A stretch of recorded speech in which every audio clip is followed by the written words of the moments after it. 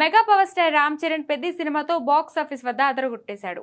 5 రోజుల్లోనే 300 కోట్ల క్లబ్ లో ఎంట్రీ ఇచ్చిన పెద్ది లాంగ్ రన్ లో బిగ్ నంబర్ దిశగా దూసుకుపోతుంది.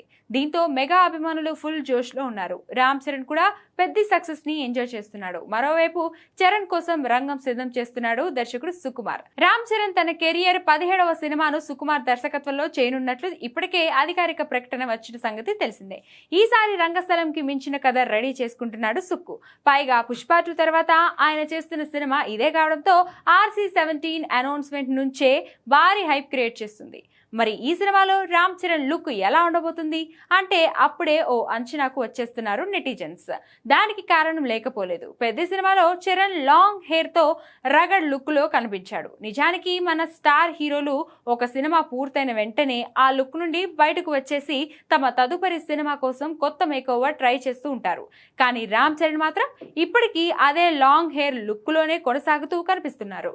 దీంతో సుకుమార్ సినిమాలో కూడా చరణ్ లాంగ్ హెయిర్ లుక్ లోనే కనిపిస్తాడా అనే సందేహాలు అభిమానుల్లో మొదలయ్యాయి.